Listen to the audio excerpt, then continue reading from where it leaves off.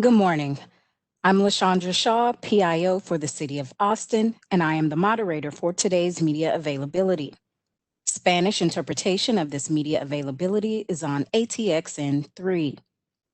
To start, Austin Public Health Director Stephanie Hayden will first say a few words, followed by Dr. Mark Escott, Interim Austin Travis County Health Authority, then Austin Public Health's Chief Epidemiologist, Janet Pichette. And then we'll open it up to our pool reporter who will ask questions from the media. Stephanie? Good morning. I want to start off by, first of all, thanking all of our citizens in our community. Everyone has stepped up. I understand that we are getting exhausted, and as time moves on, this does get to be a difficult task. We have relaxed, and I understand, and it's due to fatigue, but we cannot let our guard down. We must continue the path. We must think about how we can continue to wear our mask. We must wash our hands. That is so important for us to wash our hands. Please stay home if you're not feeling well. And lastly, please watch your social distancing. It is going to be important. No matter who you are around, you must keep those three things that you do faithfully. We must continue to do those. Lastly, it is flu season. It is upon us. Please reach out if you have insurance. Please contact your insurance or ask a pharmacy.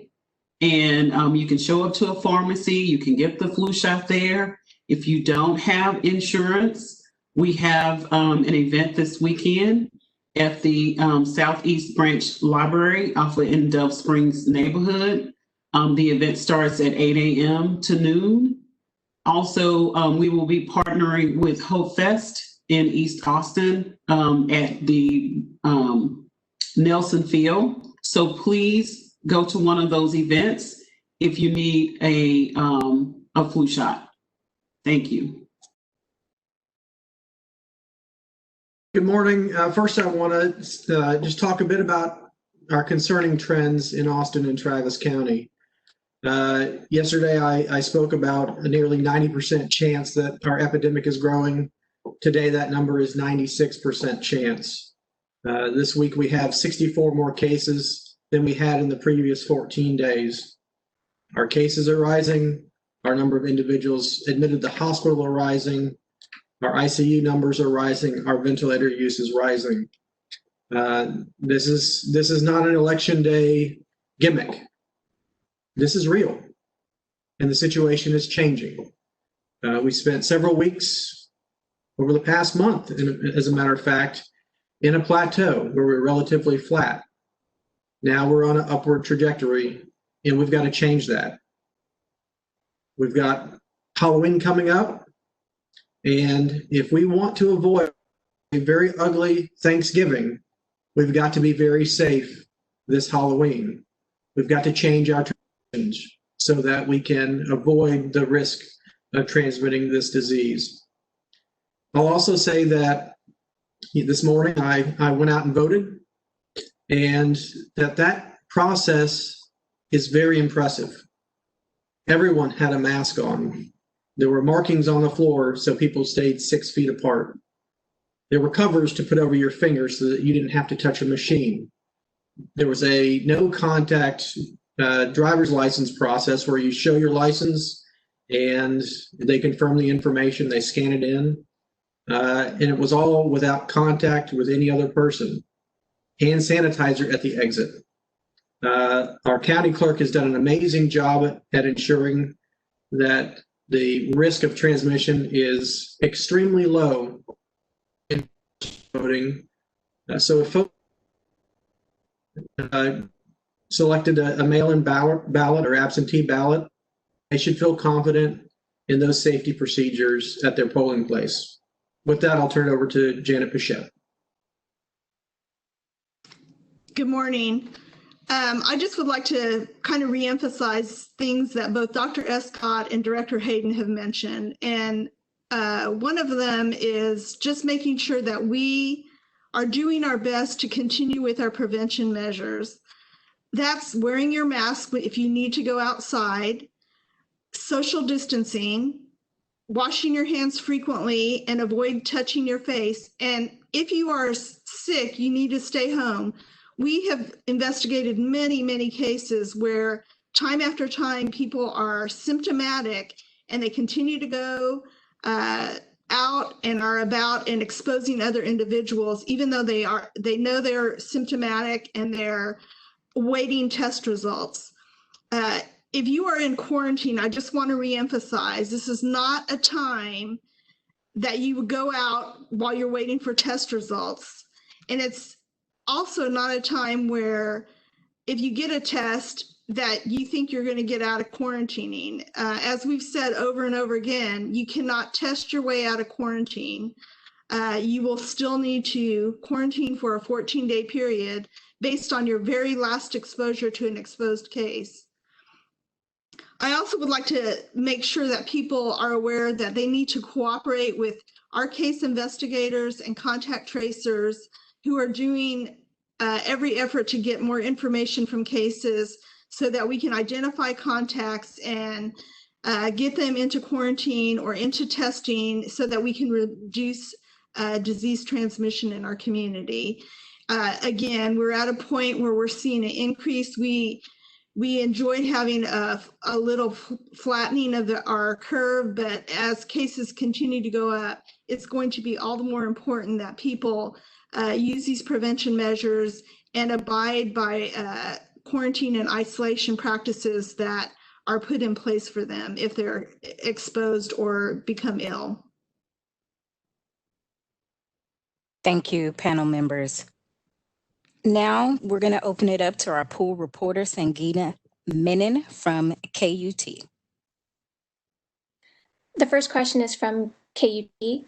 We are seeing an increase in hospitalizations and cases. What's the plan if we see another surge this winter? Are we better equipped than we were in the summer?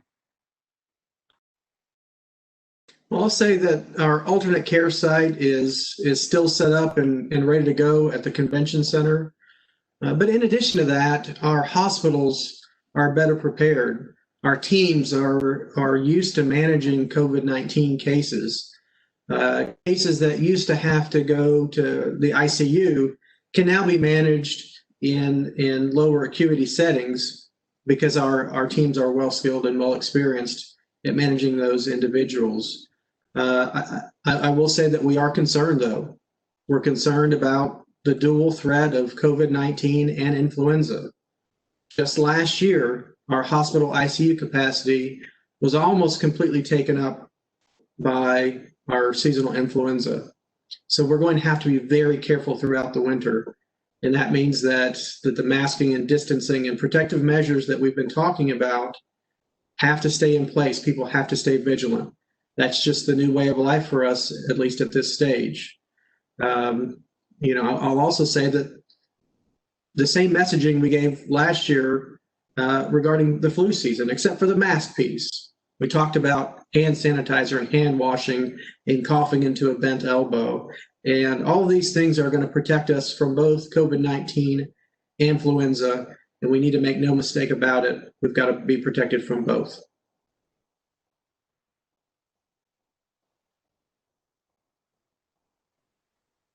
Okay, the next question is from KOOP Radio.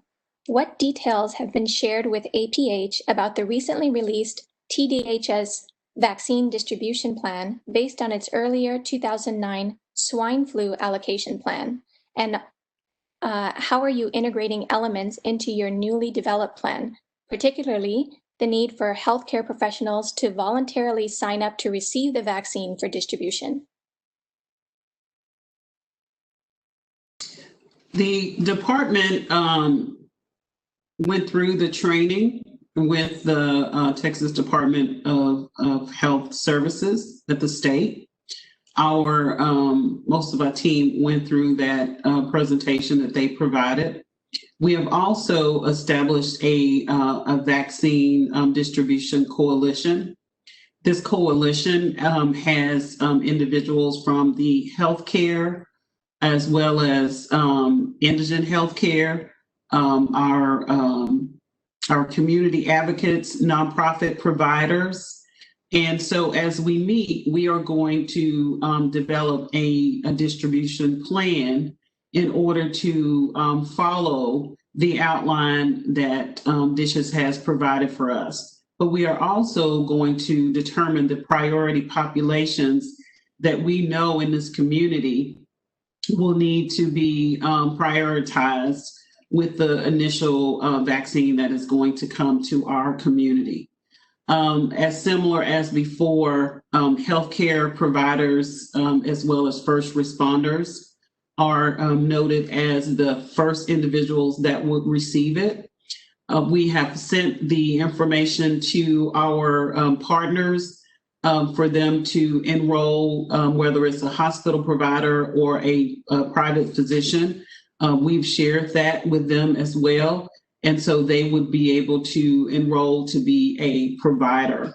Our hope is that if everyone signs up to be a provider, as they have done with COVID, then it's going to be, it will be very smooth for us as a community, and we will have enough individuals providing and businesses providing the vaccine. And I'll just add that we've also been very busy modifying our existing vaccine distribution plans and also our cold storage, looking at cold storage capacity to store that vaccine.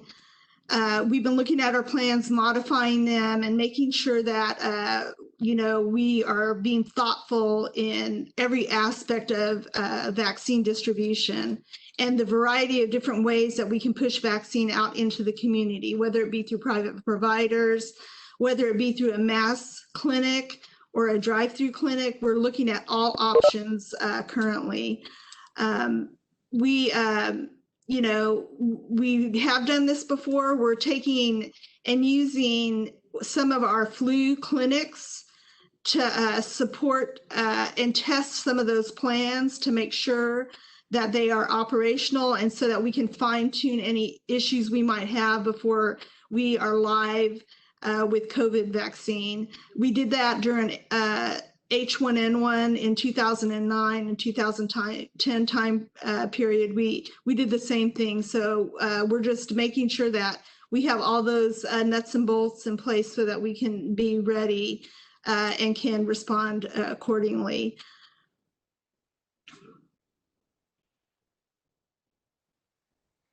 The next question is from KXAN. How worried are you about schools reopening in Austin right as hospitalizations are starting to increase? So I'll start by saying that, the transmission related to schools really has been isolated to either social events outside of the school setting or extracurricular activities.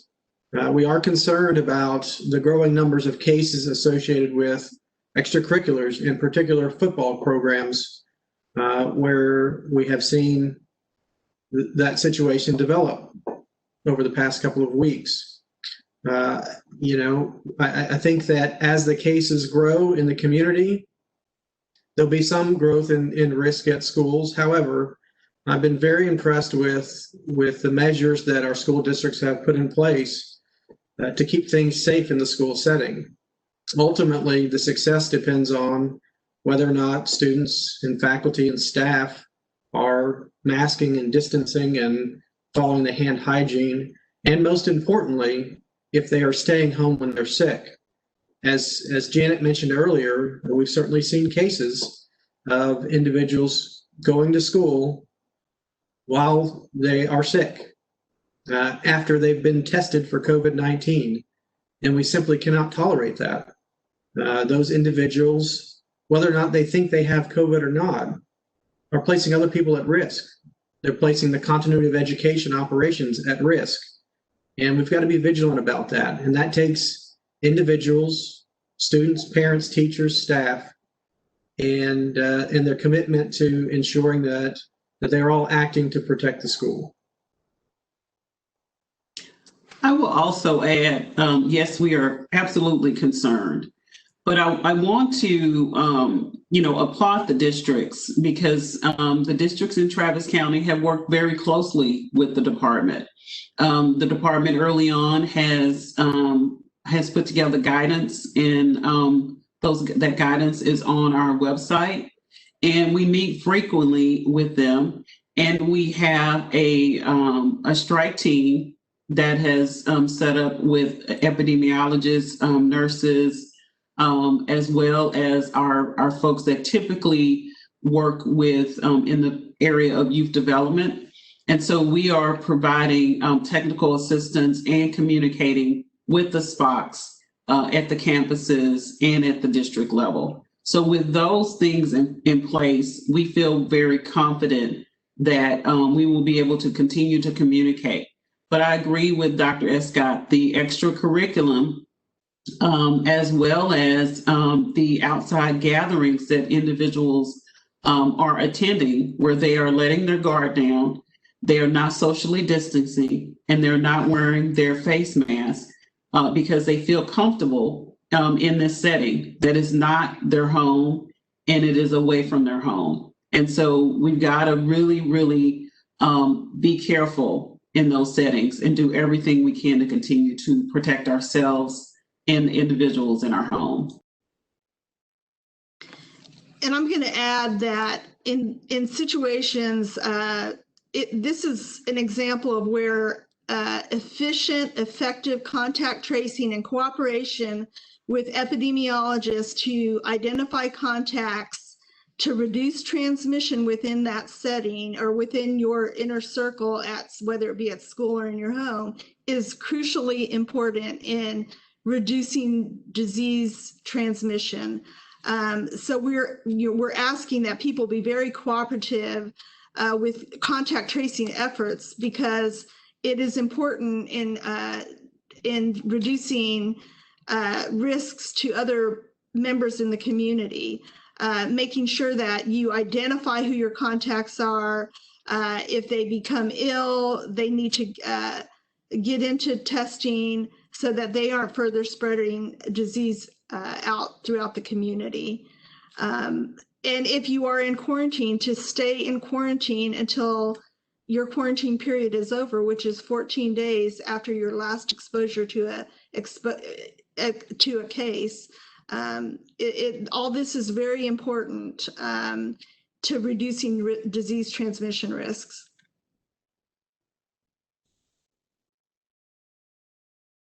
Next question is from CBS Austin. The gray lines on the UT models show so many possibilities for what the future could hold. How possible is it to get meaningful projections of what we should expect in the coming weeks? So it's important to remember that the modeling is not a weather forecast. The modeling is based on what we've seen recently in terms of hospitalizations, particularly admissions to the hospital, and what we've seen in the mobility data. How often are people going outside of their household? That's the math that goes into that model. Ultimately, we certainly hope that the future will look different than the projections, but that's something that we have to determine. Again, it's based on current transmission activity, which is much higher than 1 right now. But as we've seen in the past, we can affect that. We can't change the weather, but we can change what the future holds for us in terms of COVID-19. Again, COVID-19 is not it's not magical. It's a virus, and the way it spreads, and the reason it's increasing now, is because we've let our guard down. We've grown tired of the protections. We want to have a normal life. We want to have social interactions with other human beings. We want to have dinner and have barbecues. But the fact is that if we do those things without having protections in place, the cases are going to grow. Right now, the projections end around the middle of November. But you can infer that a couple of weeks later, Thanksgiving could look very bad. And now's the time that we can change that. Now's the time that we can affect the curve over the next several weeks to ensure that we can have a reasonable Thanksgiving. But I'll tell you that we're seeing cases rise dramatically in other jurisdictions in the state of Texas. The predictions for the state of Texas show a 275% increase in cases between October 18th and November 14th. Again, that's based on transmission staying the same, mobility staying the same. If we change those things, the projections will change as well. And so it's up to all of us to change what the future holds for us.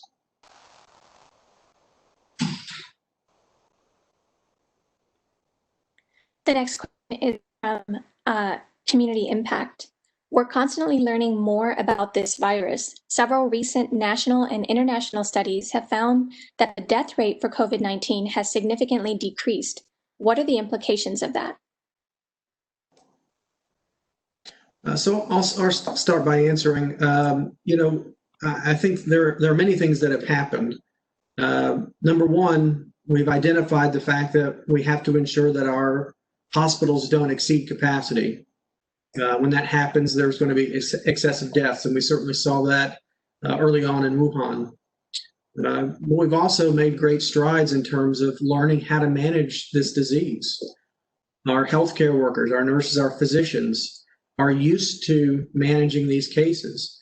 They've gained skill and experience in managing people with COVID-19, which makes them better at successfully treating those individuals.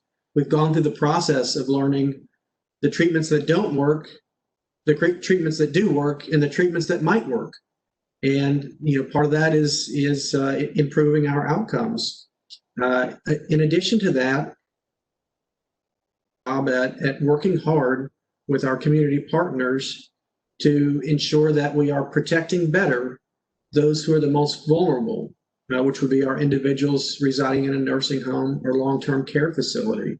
If we can cocoon or insulate those individuals that have a significantly higher risk of an ICU admission or death, we can have disease transmission without a significant impact on our deaths. So again, it's critical that we as a community continue to protect those who are the most vulnerable so that we can keep our death rates low and keep our hospitals in good condition.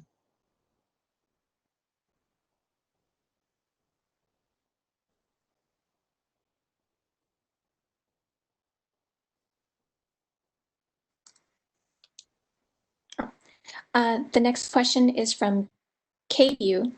As health leaders have warned us of a second surge, what is the breaking point for us to go back to stage 4? Stage 4 currently, the threshold is 40 admissions on that 7-day moving average. There is a range 40 to 70 depending upon the trajectory of entry into that zone. But right now, the commonly used 40 is that threshold. Again, for weeks, we oscillated between 12 and 15 on that 7-day moving average.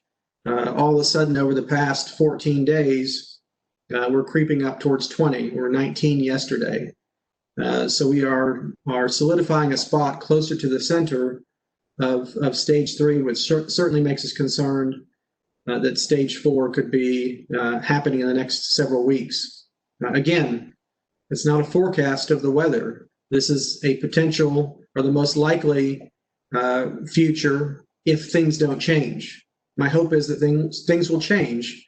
We can flatten the curve once again in Travis County, and we can be in a better situation for Thanksgiving. One thing I would like to mention is that we typically, when we make a decision to transition to another level, whether it's higher or lower, we work with our partners to collaborate and come up with a collective decision. It is very important for us to, as we have during this time had received data from our hospital partners, it's key for us to continue to receive that data from them and have those conversations with them, because they are key partners. In addition to that, working with UT Dale Med on the modeling is going to be important for us as well. So those are things collectively, and having those conversations with city management and our elected officials as we look at, based upon the data and the science, where we will elevate, whether we lower the response or go to the next level to increase.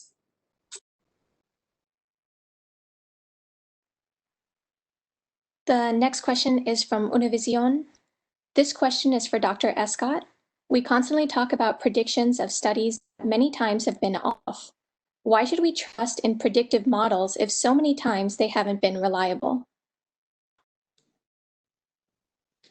The models are not weather forecasts. They are showing us the potential future, the most likely future, if we don't change our behavior. In the past, some of those have looked very scary, but it's simple math. Take the population who's still vulnerable. You take the transmission of disease. You take the recent history of case transmission, and you take mobility into account. And that's what the models are showing. Again, we can't model human behavior as easily as things that are quantifiable that I just mentioned. So again, our hope is that we can change what the future looks like. I'll say that people tend to focus on the scary models that didn't come to pass in their criticism of the modeling, but I also point out that we also share hopeful models. Throughout September into early October, I was talking about the models looking better, that we were getting close to stage 2, that we were about to break that 7-day moving average of 10 to move to a better stage of risk. But that didn't happen. And it didn't happen because we relaxed, because we grew tired of the protections. So again, my hope is that in November on Thanksgiving, I was wrong about what I said today. I'm hopeful that we don't see the rise that is predicted, but the only way that's going to happen is if we change our behavior. One thing I'd like to add is that it is important for us to really provide this information as soon as we have it. As Dr. Escott has stated, we provide the information whether it's positive or negative. And we want to provide it as we can be as transparent as we can be. We want to provide that information to you as soon as possible, because if we provide that information in a very timely manner, then as a community, we know it takes time for us all to get on board. And we have to hear things more than one time. And so if we present that information to you at multiple settings and provide that information so you have a chance to say, let me reevaluate. Where have I as an individual or me and my household have made some changes that are not aligning with what we've been working on and staying the path this far? Have I been attending parties? Have I not been wearing my mask? Have I not social distanced? Have I not been washing my hands as frequently as I need to?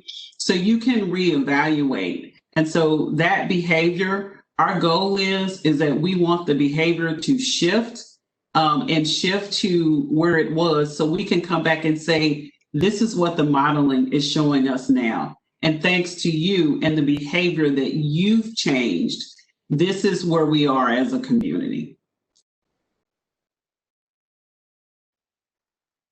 The next question is from KUT. How do you plan to use the 2 upcoming flu shot events to prepare for a COVID vaccine distribution? Yes, actually, we are using every, flu opportunity to kind of test what things work well and what don't work well so that we can incorporate that into our COVID vaccination planning. We'll also be participating in a state-run tabletop exercise on the 28th to get, additional insight on how distribution will go. I want to maybe provide a little bit more information. The first event at Dove Springs is a smaller event.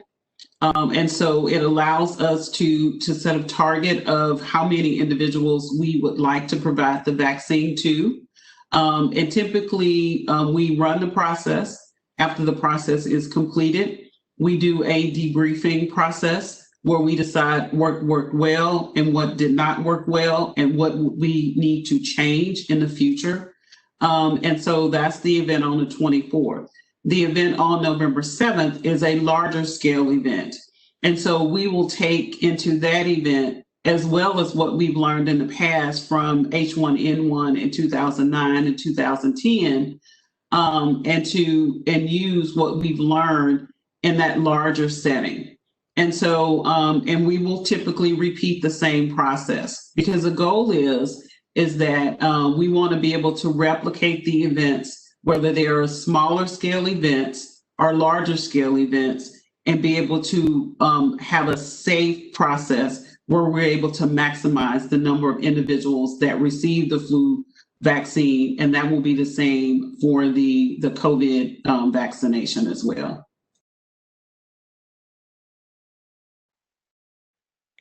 The next question is from KOOP Radio. In another federally funded and state-run distribution plan, rapid test kits are to be distributed to certain Texas independent school districts, while others have to apply for them. What is your position on the value of these rapid tests in schools and the way they are being allocated across the state? So the rapid tests, I think, are going to be a useful tool for us as we work to get timely results, particularly in school settings where a positive case is going to have a significant impact on individuals needing to quarantine.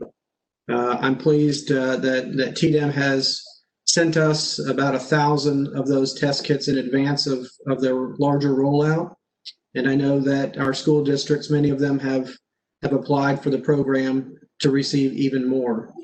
I think it's having a rapid result for somebody who's symptomatic is going to be critical for us to keep our schools open this fall. Because as we've said many times before, the symptoms of COVID-19 are largely the same as flu and other upper respiratory viruses. So it's important to know relatively quickly somebody with a cough or a sore throat or one of the other symptoms has COVID or not. It's not a perfect test, but I think it's going to be good enough for us to help us effectively manage the school situation this fall. I would also like to add that in our planning, we have the strike team that is for our education area, and that team has been meeting with the superintendents as well as meeting with the community to receive feedback. And so one of the things that we're looking at to target schools is we're looking at our Title I schools kind of throughout Travis County. That will provide a school where most of the individuals are on free and or reduced lunch. And based upon the feedback and having that priority, that will allow us to do the testing and work with the schools and have that response back to the schools and the individuals.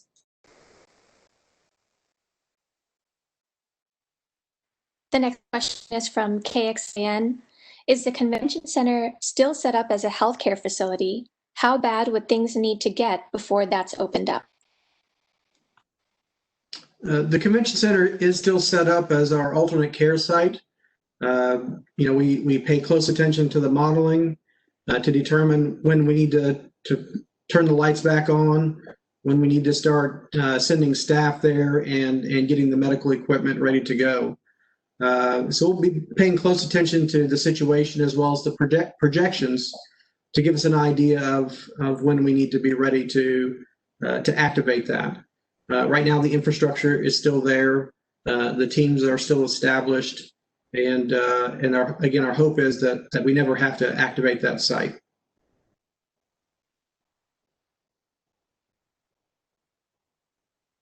The next question is from CBS Austin. What do you think differentiates Austin from Dallas, El Paso, Amarillo, and Lubbock in terms of the surges we're seeing there and not as significantly here?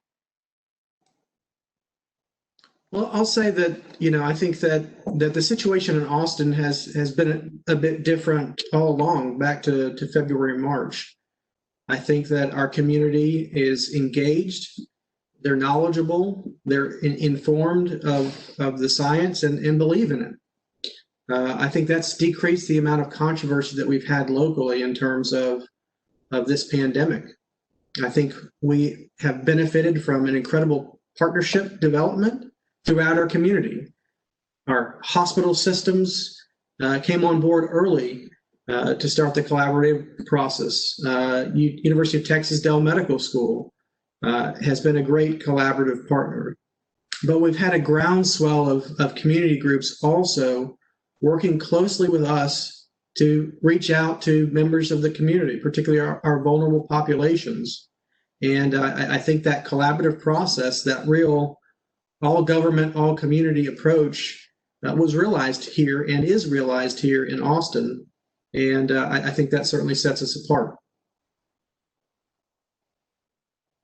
And I'll just add that, we have weekly meetings with epidemiologists from the other major metropolitan areas, and we kind of share experiences and things that are working for them and things that are working well for us. And while we were enjoying having the luxury of having a flattened curve, we knew that those other metropolitan areas were beginning to see rises in cases and hospitalizations. So it kind of helped us be a little bit more ready to anticipate that activity is happening, whether it was related to schools or reopening. They kind of coincide at the same time. It did give us some information, and it gives us some insight on what works well for them in other major metropolitan areas as well. But it's been very helpful to have that collaboration with other epidemiologists throughout the state. I'll mention one other thing, and that's our elected officials. Throughout this situation, they've listened to the science. We've had engaged discussions. Mayor Adler, Judge Eckhart, and now Judge Biscoe, our city council, our commissioners court. This has really been an open and honest discussion, and we've been grateful for that leadership and that decision making to really back the policy decisions with the science. And I think that has led us to a positive situation. And certainly one that I am sure will continue throughout the rest of this pandemic. The next question is from KView. When it comes to colleges and hotspots, what is Travis County doing right with UT, which has 18.4% of cases are UT since 8/26, as opposed to Hays County with Texas State, 64% of cases are Texas State since 8/24? I think, again, we've had a close partnership with UT since the beginning, and UT has done a remarkable job of addressing the situation. They have a proactive testing process. They have an engaged student body who is working together with the faculty and staff to help ensure that they are doing things safely. We've got student leadership at UT who is working to echo that message amongst their peers. And I think that these partnerships are important, and having that engagement is important. And I think UT has done a fantastic job. You know, early on, we had the situation related to the Cabo San Lucas trip that was contained.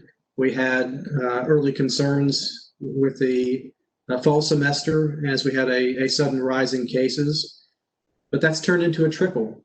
And I think that is reflective of the leadership of UT and their commitment to managing this disease and being a responsible member of our community.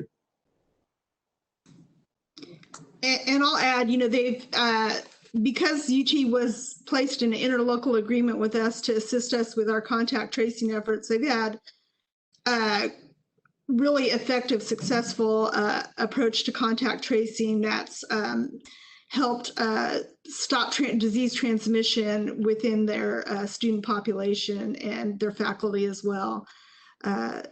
We also have weekly meetings with them so that we are making sure we're collaborating with them, as well as other higher educations. You know, we're here to assist those schools of higher education should they need some technical assistance. Although UT is quite capable, they have some great experts in their field that are working at UT Dell Medical School. So I think, you know, because they're able to identify cases, they're able to, within their student population, able to do some of the contact tracing and stop disease transmission and test. I think they've been very successful at those efforts.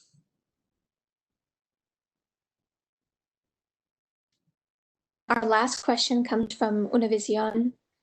What are we doing with people and businesses who are not abiding with the quarantine guidelines and are going about their normal life exposing other people?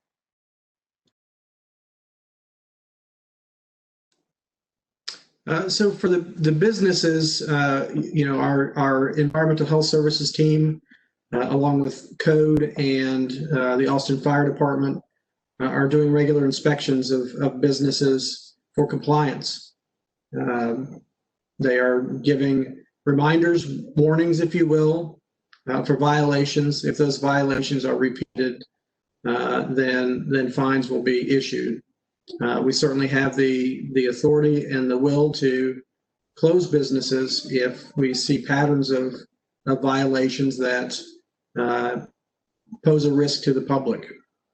You know, I think enforcement in the general public is a challenge. It's a challenge because we have, you know, on average now 100 cases a day, and ultimately we can't enforce our way into success with COVID-19. It takes individuals feeling that sense of community responsibility and being protective of others. And that means if you have any symptom of COVID-19, you stay home, you organize a test. If you are COVID-19 positive, you stay home until you are better. If you're exposed to COVID-19, you stay home for 14 days, regardless of if you have a negative test or not.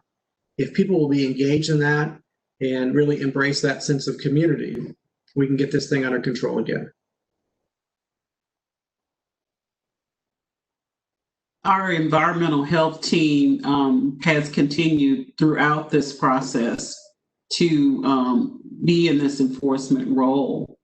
And it's really important if individuals are seeing individuals that are things that are happening at businesses, please call 311 and let the city of Austin know that you've noticed, you know, whether it's an individual that is working at a a restaurant or a business that is not wearing their mask, or there is that you feel like the social distancing is not happening. If there's not information that's posted where you can see it about practicing safe practices from a health perspective that are visible, please call 311 and our staff will visit that business and provide some technical assistance. And as Dr. Escott stated, our system is progressive. We start initially with a warning, which moves to a citation. And so please reach out and call 311. Thank you, Stephanie. Now we will open it back up to our panel members for final comments. Stephanie? Just a reminder, it is flu season. Please make sure you get your flu vaccine. You can go to austintexas.gov/flu and receive information about upcoming clinics that we have. There is a vaccinefinder.org if you have insurance, and you can find a provider there. Just another reminder, please decide what is going to be your process moving forward with your family. We need you to wear your mask. We need you to watch your distance, as well as washing your hands. Those key things are going to be important. And please stay home if you're not feeling well. And if you need to have a test, go to our website and schedule a test at one of our COVID testing locations.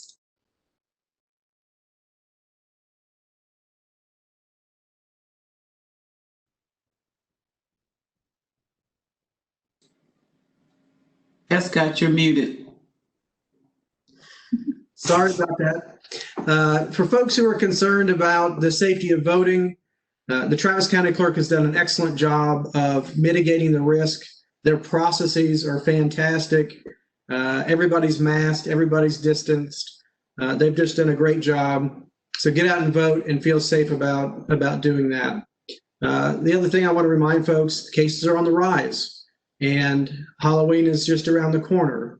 And if we do not want to have a Thanksgiving in a period of crisis, we've got to really tamp down our activities for Halloween. We've got to rediscover that vigilance that we had regarding the hand washing and the distancing and the other elements of safety. If we can get those things under control, if we can increase our vigilance again, we can flatten the curve once again and have a better outlook for Thanksgiving. And I'm going to sound like a broken record, but again, flu is on the rise. We have start well into our flu season, and we're beginning to see cases being reported into us as having positive flu. So along with COVID, again, please use those prevention measures that will protect you from disease transmission risks. As Stephanie had said earlier, wear your mask, make sure you're social distancing, frequently wash your hands, avoid touching your face. And if you're sick, stay home. And again, if you're in quarantine and have been identified as a case that has been exposed to a person who has been exposed to a case, you need to make sure that you stay in quarantine and that a negative test will not get you out of quarantine. You need to finish your 14-day quarantine period. Again, if we have case investigators contact you about your illness, or about your potential exposure, we are asking that you be cooperative with our contact tracers. We would never ask for any kind of financial information or bank information or immigration status, but it's very important that you cooperate with those epidemiologists who are following up with you because we're trying to reduce transmission risks in the community and make sure that people who may have been exposed, who go on to develop illness, are getting tested appropriately. Thank you. That concludes our media availability for today. Thanks to APH Director Stephanie Hayden, Dr. Mark Escott, Epidemiologist Janet Pichette, and to our pool reporter from KUT, Sangeeta Menon. Thank you and have a great day.